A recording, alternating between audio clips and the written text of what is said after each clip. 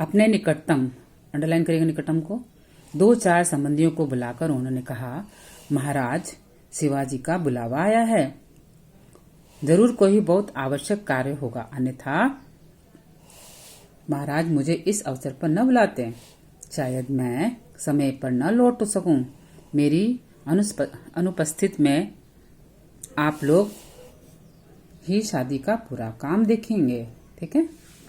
लोगों ने उन्हें रोकना चाहा, पर उन्होंने बड़ी दृढ़ता से कहा, नहीं, पहले महाराज शिवाजी की आज्ञा का पालन,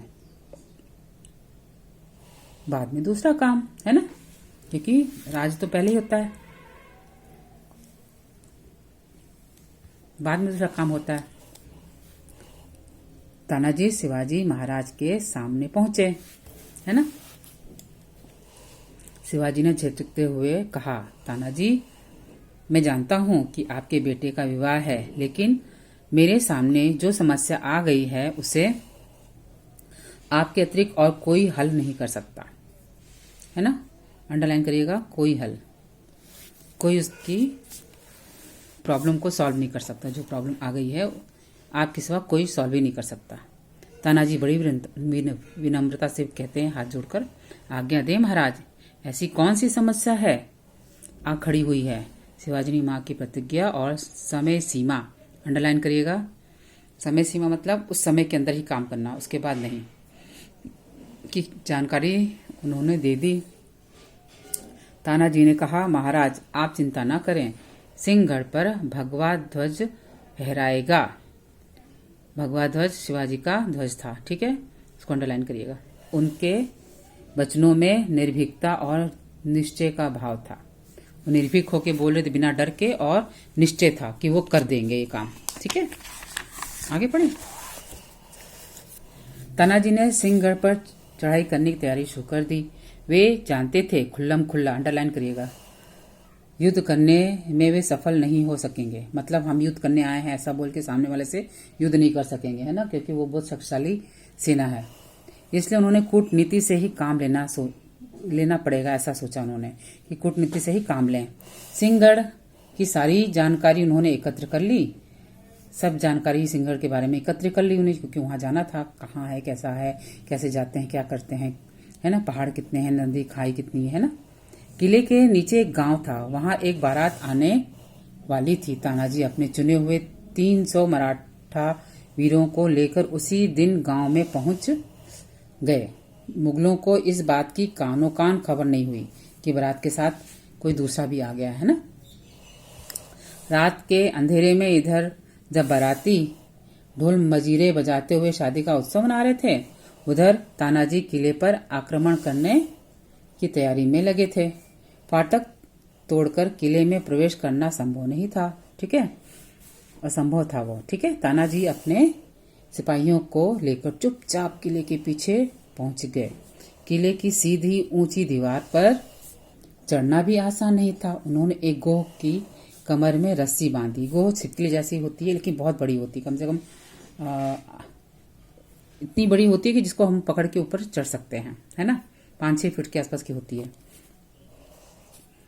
और उसे ऊंची दीवार पर फेंक दिया। गोह ऐसी कि एकदम चिपक गई, तो उसके बाद कितने लोग भी लटक जाए वो नहीं गिरेगी, है ना। गोह किले की दीवार की मुंडेर पर जाकर चिपक गई। रस्से को पकड़कर सबसे पहले तानाजी किले पर पहुंच गए, फिर उनका एक एक सैनिक ऊपर चढ़ा।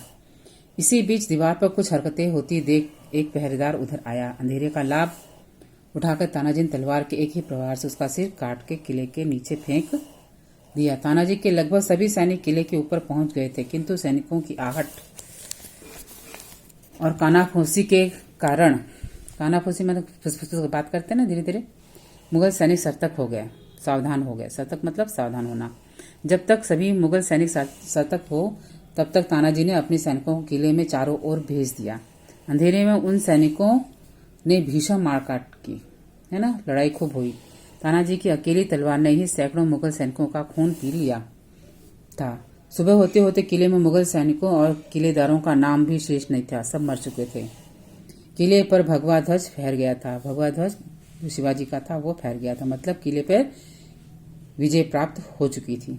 युद्ध में तानाजी बहुत अधिक घायल हो गए थे। सिंहगढ़ की विजय का समाचार महाराज शिवाजी के पास पहुंच गया था। वे तुरंत पहुंच गए, किंतु उसके आने के पूर्व ही तानाजी के प्राण पखेरु उड़ गए थे। शिवाजी के आने के ही पहले ही उनके प्राण पखेरु उड़ गए थे, मतलब मृत्यु हो गए थे। तानाजी के निधन पर शिवाजी को बेहद दुख हुआ, बहुत दुखी हुए। उन्होंने दुख प्रकट करते हुए कहा, गढ़ आला पण सिंह गेला। गढ़ तो आ गया, मिल जाए मुझे, गढ़ तो मिल गया, लेकिन मेरा सिंह जो है वो चला गया। सिंह मतलब बहादुर लोगों को बोलते थे, है ना। बच्चों इसको एक बार फिर से पढ़ लीजिएगा, और अंडरलाइन जो मैंने किया है वो मैं आपको देती हूँ, ठीक है। और एक बार ये बुक के भी शब्दार्थ देख लेते हैं, फिर कॉपी में देखेंगे। माथा ठगना, किसी दुर्घटना की पहले से ही आशंका होना। अजय जो जीता न जा सके। भगवा ध्वज, केसरिया झंडा, पूर्व कलेजे, पूर्व पहले, कलेजे पर सांप सा लौटना, किसी बात पर बहुत अधिक दुख सा होना। सर्वाधिक सबसे अधिक, निकटतम नजदीकी, अन्यथा नहीं तो, दृढ़ता कठोरता। गोह छिपकली की जाति का एक बड़ा ताकतवर जीव। प्रहार चोट, वार जिसको बोलते हैं ना, वार कर दिया तलवार से। निधन मृत्यु, ठीक है। मैंने कॉपी में लिख के भी दिखाया है आपको, वीडियो भी दिया है, और ये भी देख लीजिए आप।